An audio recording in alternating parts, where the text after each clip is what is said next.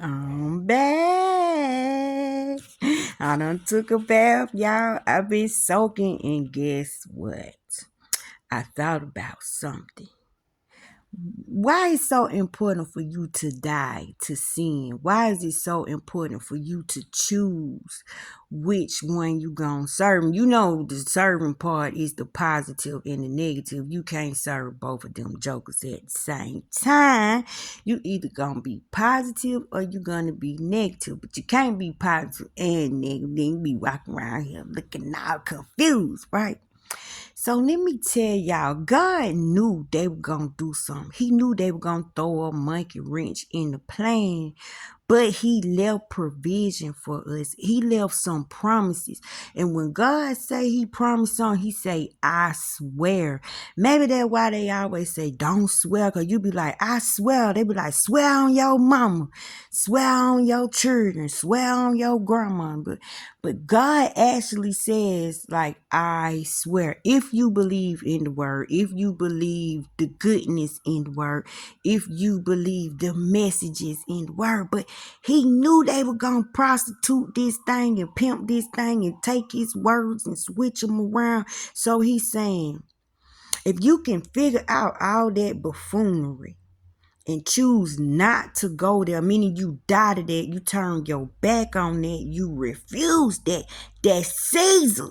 Caesar killed Jesus, right? Caesar's knocked off the Savior. We don't want Caesar stuff.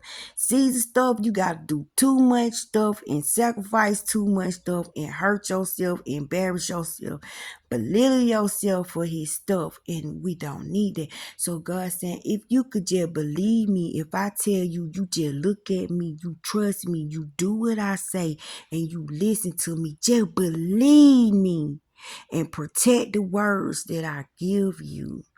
It's a reward in this, and it's a reason why I'm telling you this.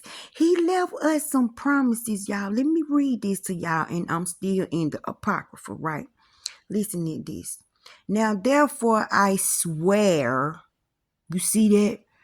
Now, therefore, I swear to the righteous by the glory of the great and honored and mighty one who reigns. I swear to you, I know this mystery. I have read the heavenly tablets, and I have seen the holy books, and have found written in it and inscribed regarding them. This is Enoch.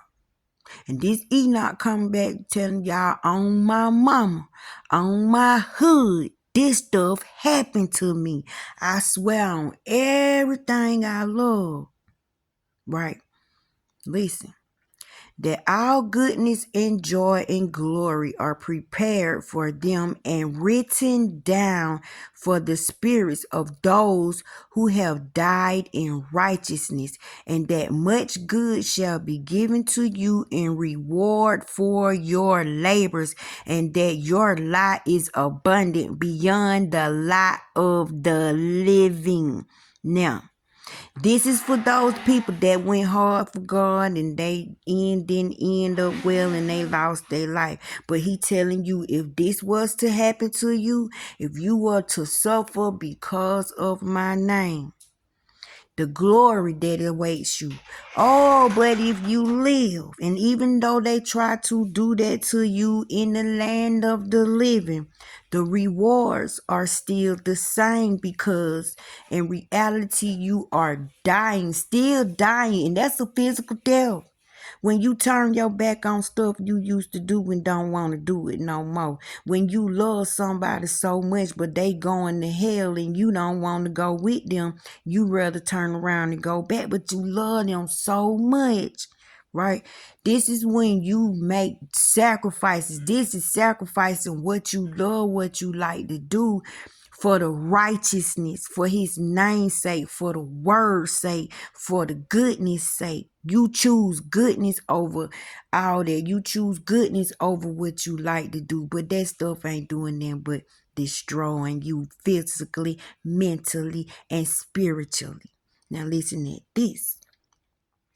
And the spirits of you who have died in righteousness shall live and rejoice, and your spirit shall not perish, nor shall your memory from before the face of the great one to all the generations of the world. Therefore, no longer fear their abuse. Meaning, when you in righteousness, you don't care about what nobody got going on. You don't care what they saying on TV. You don't care about all of the reports, because you know you've died to that. You no longer belong to that. You're no part of that system. You are righteousness. You are a believer. Get your butt off of what they keep saying gonna happen to them. They telling each other what gonna happen to them. That's not you. That don't have nothing to do with you. You died in righteousness. Like, you wanted to be righteous. You wanted your countenance to show righteousness. You wanted your will to do righteous things. So you died to all that stuff they keep saying about to go down. They not talking about you. Now listen to this. I swear to you that in heaven the angels remember you for good before the glory of the great one. Don't think your labor in vain. Don't think you loving on these evil people and you ain't getting nothing out of it and ain't nothing happening. You stay you. You don't let nobody change you because of their evil ways, because of what they want to do to you, because of what they say to you, whatever kind of lie. Refuse, turn the other cheek, meaning you choose to see the situation a whole nother way. You choose to be slow to anger. You choose to not be pimped by your emotions and your feelings. You letting them have that. You looking at them like, you're so beneath me. Like, I will not portray that type of behavior. Y'all, I done got bougie. I told y'all I done got lazy. I'm too tired to yell. I'm too lazy to fuss. I don't even feel like getting upset and angry. All I do is just cry and say, God, handle my lightweight. Shadows, where y'all at? Y'all, if y'all don't get these mofos off me, peace and patience, where y'all at? No, I just call on the word. Listen at this. And your names are written before the glory of the great one. They talking about you in heaven. You running around here loving on people with your sweet little self. It don't matter because they stepping on you and spitting on you and don't care. Your name ringing bells on them streets up there in heaven. They talking about you. Trust me, they watching you. Your loved ones up there, they rooting for you, because it's like, who in the family gonna get it? Which one of y'all in the family gonna get there? Because you're breaking generational curses. You breaking chains. You breaking bondages. You breaking free from feathers. You breaking free from lies. You breaking free from stuff that done happened so many years ago. It's in your blood. You saving your generation. You saving your people. Which one is gonna get it? Which one of y'all gonna bring the breakthrough?